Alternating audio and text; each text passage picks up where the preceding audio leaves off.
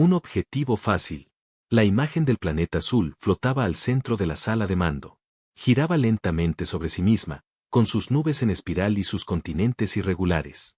A su alrededor, múltiples pantallas mostraban datos, densidad atmosférica, temperaturas promedio, niveles tecnológicos, armamento orbital, 0. Planeta clase M, especie dominante, Homo sapiens, leyó el almirante Kraba con voz grave. Número de satélites militares, ninguno detectado. Presencia de escudos energéticos, nula. Un rugido gutural, casi una risa, se escuchó al fondo de la sala. Provenía del general Drax, de la casta Rygnor, una especie conocida por su brutalidad en el campo de batalla y por subestimar cualquier cosa que no los atacara primero. ¿Y esto es lo que nos tiene deliberando? Bufó. ¿Una roca húmeda sin dientes? No subestimemos, general, dijo el estratega Orren, de piel azulada y voz melosa. Hay informes contradictorios. Algunos registros antiguos afirman que este planeta ha repelido invasiones, sin armas. ¿Cómo se repele algo sin disparar? ¿Con gritos? Un murmullo cruzó la mesa. Nadie tenía una respuesta concreta. La coalición Besaal llevaba siglos expandiéndose sin oposición real. La Tierra, en apariencia, era una de las pocas esferas sin aliarse ni rendirse. Había sido ignorada durante milenios. Y sin embargo, seguía allí, solitaria, inquietantemente intacta. ¿Cuántos recursos tiene? Preguntó un comandante científico. Reservas minerales profundas. Biodiversidad alta.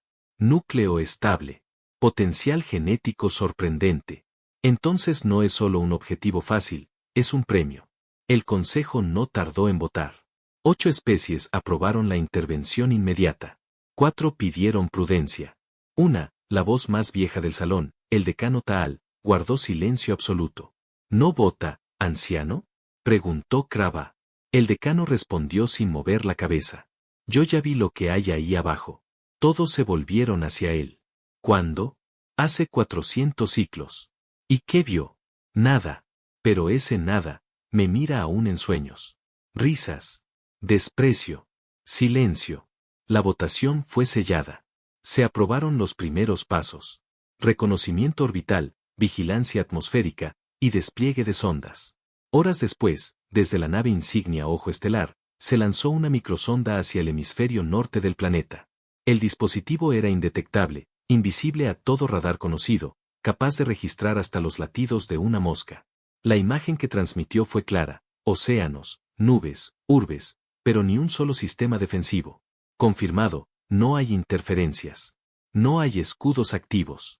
Perfecto, gruñó Drax. El planeta está desnudo. La segunda sonda fue lanzada hacia la cara oculta de la Luna. Y allí, algo cambió. La transmisión se cortó abruptamente. La señal de retorno se deshizo en ruido blanco. Y por menos de 0,3 segundos, se captó una figura. Una silueta humanoide. Sin traje. De pie, sobre la superficie lunar. Mirando directamente al lente. ¿Alguien puede confirmar eso? El fotograma fue real. No está manipulado. ¿Cómo demonios hay un humano en la Luna sin traje? ¿O no era un humano? ¿Qué quieres decir? Que quizás lo que vimos, nos estaba esperando. La imagen fue archivada como anomalía óptica. Pero el ambiente en el salón cambió. Por primera vez en siglos, un consejo de guerra sintió una incomodidad real. Y nadie sabía por qué. La anomalía de Marte. La tercera sonda fue enviada con cautela. A diferencia de las dos anteriores, esta no estaba destinada a observar ciudades o mares. Su rumbo era más específico, una región marciana conocida por los humanos como Valles Marineris. Una cicatriz gigante en el planeta rojo. Inexplorada. Silenciosa. Vacía. O eso creían. Desde el puente de mando de la nave a grabar, el teniente Suralis monitoreaba los datos en tiempo real. A su lado, el comandante científico Beck Drotun ajustaba las frecuencias de lectura con precisión quirúrgica. La atmósfera marciana está dentro de los parámetros conocidos, informó Suralis. Sin señales de actividad artificial. Entonces, ¿qué fue lo que bloqueó la sonda anterior? Beck no respondió. Solo afinó el escaneo. La sonda descendió, planeando sobre la grieta. Todo parecía normal. Hasta que llegó al kilómetro 54 del cañón. Y entonces, el sonido desapareció. ¿Qué ocurre?, preguntó Suralis. No lo sé. Los sensores están activos, pero el micrófono transmite solo estática. No hay viento. No hay eco. Nada. ¿Corte de comunicación? No. Seguimos recibiendo imagen. Lo que vieron los congeló por completo. Un círculo perfecto, tallado en la roca, de aproximadamente 100 metros de diámetro. Ninguna herramienta conocida podía haber hecho eso con tal simetría. No había rastros, ni polvo, ni erosión. En el centro del círculo, una figura. Alta. Inmóvil. Con forma humanoide. No se movía. Pero la cámara de la sonda comenzó a temblar. ¿Está fallando? No. Hay vibraciones internas. Como si algo la observara desde dentro. ¿Desde dentro de la sonda? No. Desde nosotros. En ese instante, el equipo entero escuchó una voz. Sin altavoz. Sin canal. Sin traducción. Cada uno la sintió en su idioma nativo, con la entonación de su madre, con el peso de algo más antiguo que cualquier civilización. Ustedes no deberían estar aquí. Ya han sido advertidos. No por nosotros, sino por lo que viene cuando no escuchan. El silencio volvió. Los miembros del puente se miraron entre sí. Algunos se llevaron las manos a los oídos. Otros lloraban sin saber por qué. Un par se desmayaron. El comandante Beck se aferró a su asiento, pálido. ¿Alguien grabó eso? Suralis negó con la cabeza. No hay datos. No hubo transmisión. Solo lo escuchamos. Aquel evento fue clasificado como fenómeno tipo cero, una manifestación sin fuente, sin frecuencia, sin forma física, que afectaba directamente la conciencia. Un comité intentó sugerir que fue una alucinación colectiva inducida por radiación solar. Pero los sensores no registraron nada. Y lo peor vino después. La sonda, que aún seguía transmitiendo imagen, enfocó la figura humanoide una vez más. Esta vez, ya no estaba en el círculo. Un nuevo fotograma apareció. Ahora la figura estaba más cerca. Luego otro. Más cerca. Hasta que, finalmente, miró directamente a la cámara. Sus ojos eran humanos. Pero su expresión no pertenecía a ninguna especie conocida. Y entonces, por primera vez en siglos, la coalición Besaal ordenó retroceder. Códigos imposibles. La nave a grabar se encontraba en modo de cuarentena flotante. Nadie entraba. Nadie salía. Los informes enviados desde su interior eran breves, distorsionados y con errores que ningún técnico lograba explicar. Pero había algo peor que los errores. Las repeticiones perfectas. ¿Qué significa esto?, gruñó el alto intendente Selvar. La transmisión se reproduce una y otra vez, sin variación de un solo bit. ¿Y qué transmite? El técnico se giró, pálido. Una voz. Humana. ¿Qué dice? Solo una frase. Silencio. Dila. No es la Tierra la que está sin defensas. Son ustedes los que están sin conceptos. La frase se repetía. Siempre igual. Sin canal definido. Sin emisor físico. Sin eco. Pero resonaba en las mentes como si estuviera hablada por alguien a centímetros de la nuca. Se llamó a los mejores criptógrafos de la coalición. El análisis del patrón binario reveló algo que no esperaban. Los datos predecían el análisis. Cada intento de descifrado ya estaba contemplado dentro del mismo mensaje. ¿Es consciente?, preguntó un matemático. Es imposible. Y sin embargo, lo es.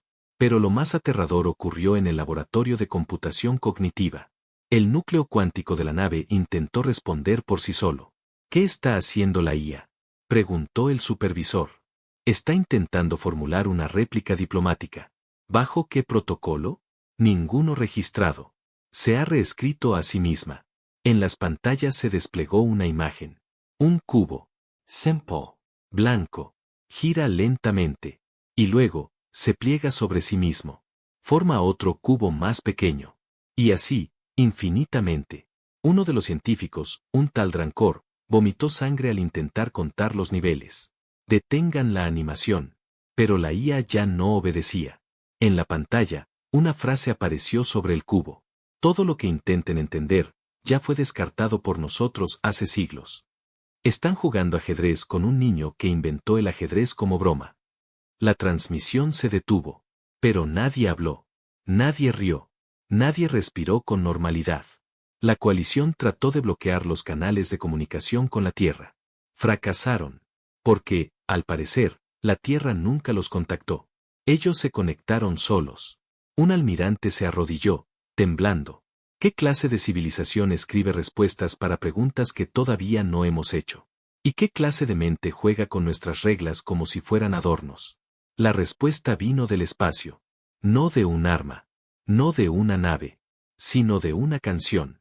Una canción terrestre, grabada hace más de 1000 años. Bohemian Rhapsody. Transmitida sin compresión. A través del vacío. Inalterable. Imposible de rastrear. Pero dentro de ella, un código oculto. Una única línea traducida a todas las lenguas conocidas. La locura y la genialidad se parecen mucho desde lejos. Acérquense si se atreven. El protocolo olvidado. El Consejo de Estrategia de la Coalición Besaal se reunió en sesión de emergencia.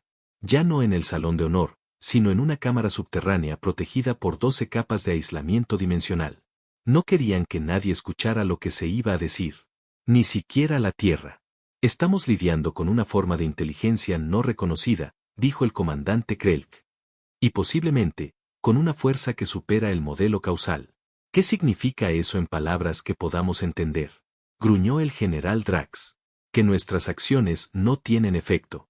O peor, que nuestras decisiones ya fueron consideradas y absorbidas antes de que las pensáramos. Entonces, la embajadora Ranul del Archivo Central solicitó la palabra. Tenía consigo un cilindro de contención negra. Cuando lo activó, las luces parpadearon. Lo que reveló, no estaba registrado en ninguna base de datos actual. Era un informe de 900 ciclos atrás. De una expedición perdida. La flota Cortan 9. Un grupo de 300 naves que desapareció sin dejar rastro mientras exploraba una región sin catalogar del brazo local. Esa región, susurró uno de los analistas. Es donde está el sistema solar. Todos quedaron en silencio. El informe estaba incompleto, pero lo suficiente fue rescatado. Establecimos contacto visual con un planeta azul. No detectamos estructuras orbitales. Procedimos con el despliegue. A las 17 unidades de descenso, los sistemas comenzaron a descomponerse. Los pensamientos de la tripulación se desordenaron. Algunos hablaban con voces humanas, sin haber conocido humanos. La realidad se resquebrajó. La última frase del comandante Cortan fue dicha entre interferencias, pero fue reconstruida con ayuda de IA. No atacamos nada. No invadimos nada. Pero algo se activó. Tras leerlo, nadie se movió. Hasta que el anciano historiador del Consejo alzó la voz por primera vez en siglos. Eso no fue una derrota militar. Fue un juicio.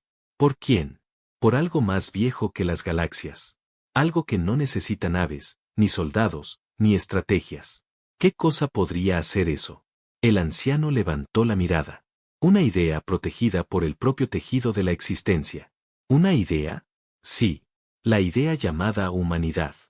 Comenzaron a llegar más archivos. Borrados. Clasificados. Negados. Expediciones de civilizaciones ahora extintas. Todas, con un patrón. Se acercaban a la Tierra. Lo consideraban un objetivo menor. Intentaban invadir. Y desaparecían sin registro. ¿Y si el planeta no está desprotegido? ¿Y si la Tierra no necesita defensa porque es el ancla de algo más? Una voz susurró entre las sombras de la cámara. ¿Y si es el único lugar donde las reglas del universo se escriben desde el otro lado? La embajadora Ranul cerró el cilindro negro. Y dijo con voz firme. No estamos enfrentando una civilización. Entonces, estamos enfrentando una excepción. La orden de ataque. La decisión fue tomada en la oscuridad. En secreto. Fuera del protocolo del Consejo. Un solo comandante, un solo acto. El alto general Braxter de la raza Mornick no creía en mitos, en ideas metafísicas ni en advertencias veladas. Él había conquistado mundos sumergidos, ciudades gravitacionales, enjambres mentales. Y jamás había perdido. Si la Tierra es peligrosa, gruñó ante sus oficiales, entonces responderá a la violencia. ¿Y si no? Entonces será una leyenda. Y me haré famoso por destruirla. Su nave insignia, la devastadora del horizonte, era un portento de ingeniería destructiva. Más de 5 kilómetros de largo. Cañones de antimateria. rayos de ruptura molecular, sistemas de camuflaje y autorregeneración.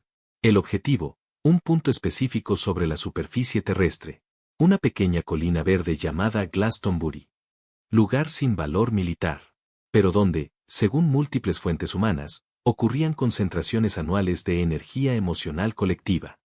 Una estupidez, pensó Brax, y la marcó como objetivo. Secuencia de ataque iniciada, anunció el núcleo de control. El cañón principal comenzó a cargarse. Todo iba bien. Hasta el 87%. Entonces, algo cambió. No un disparo. No una explosión. Un silencio. Pero no cualquier silencio. Uno artificial. Forzado. Frío. Todos los sistemas de la nave se apagaron al mismo tiempo. Luces. Motores. Comunicaciones. El núcleo de antimateria quedó suspendido, congelado. Y afuera, el espacio parecía contener la respiración. «Reinicia», gritó Brax. Los comandos no responden. Ni el sistema de emergencia manual. Ni siquiera nuestros relojes funcionan. Entonces, apareció la figura. No en pantalla. No en sensores. Sino, en las ventanas del puente de mando. Caminaba. Sobre el vacío del espacio. Sin traje. Sin casco. Sin prisa. Una silueta humanoide, cubierta por una luz tan suave que el metal reflejaba un resplandor cálido. Se detuvo justo frente al cristal. Todos la vieron. Los ojos. La calma. La certeza absoluta. Y luego, la sonrisa. No dijo una palabra. Pero todos la escucharon. Dentro de sus mentes. En su idioma natal. Como si alguien les hablara desde su infancia. Lo intentaste. Y ya no puedes desintentarlo. En ese momento, toda la estructura de la nave se deshizo. Sin fuego. Sin sonido. Sin violencia. Las partículas simplemente se olvidaron de estar juntas. Los restos de la nave no flotaron. No cayeron. Desaparecieron. Desde la Tierra, una mujer anciana en una silla de ruedas miró hacia el cielo y suspiró. Otra más que no entendió la advertencia. Su gato ronroneó en su regazo. En las grabaciones automáticas recuperadas desde una baliza lejana, quedó un solo registro de voz, repetido en bucle. No saben lo que somos. No saben lo que fuimos. Y jamás entenderán lo que guardamos. El por qué nadie ataca la Tierra. En el archivo estelar de la especie Calum, hay un mapa. No uno estelar. Uno de intención. En él, hay mundos marcados con símbolos de conquista, otros de alianza, otros de peligro. Y uno, solo uno, marcado con un círculo vacío. Ese círculo es la Tierra. Y a su alrededor, escrito en un idioma que ninguna garganta puede pronunciar, solo hay una palabra. Intocable. Tras la desaparición de la devastadora del horizonte, el Consejo Galáctico se dividió. Algunos pedían represalias. Otros, silencio. Y unos pocos, empezaron a recordar. Porque la verdad es que la Tierra siempre estuvo ahí. En el borde de lo observable. En el centro de las anomalías. En cada conflicto que se desvió. En cada extinción que pareció casual. En cada civilización que se desvaneció justo cuando se acercaba demasiado. ¿Y si no es un planeta? Preguntó el sabio Itrer. ¿Entonces qué es? Un filtro. ¿De qué? De arrogancia. ¿Cómo sabes eso? El sabio cerró sus ojos. Porque yo estuve allí, hace mucho. Relató que había caminado sobre su superficie, disfrazado de humano. Que nadie lo descubrió. Que fue tratado con hospitalidad, con risas, con preguntas, no con armas. Pero cada vez que pensaba en dañar, en estudiar, en manipular, el mundo se volvía contra él. La gravedad lo confundía. El lenguaje se desvanecía de su memoria. El tiempo, avanzaba para todos, menos para él. Y cuando intentó partir, despertó 3 décadas después, sin haber envejecido, en su nave, flotando a años luz del sistema solar. ¿Y qué aprendiste? Le preguntaron. Que la Tierra no se defiende porque no lo necesita. El que intenta dañarla, se elimina a sí mismo. ¿Por qué? Porque ese planeta no está protegido por tecnología. Está protegido por una ley universal más antigua que la materia. Toda forma de vida que aprende a sentir, será defendida por la vida misma. El Consejo, por primera vez, no votó. Solo guardaron silencio. Miraron el mapa. Y aceptaron, sin declararlo, lo que todos ya sabían. La Tierra no es un error en el sistema. Es el sistema recordando lo que no debe ser tocado. Desde el espacio profundo, una estación abandonada emite un mensaje en bucle. Nadie sabe quién la construyó. Nadie la reclama. Solo repite, en voz humana. No es miedo lo que los detiene. Es el reconocimiento de que hay algo que simplemente no se debe romper. Y así, la Tierra siguió girando. Pequeña, azul, silenciosa, como un poema escondido entre páginas de guerra. Y nadie la tocó más. No por temor, sino por respeto. Fin de la historia.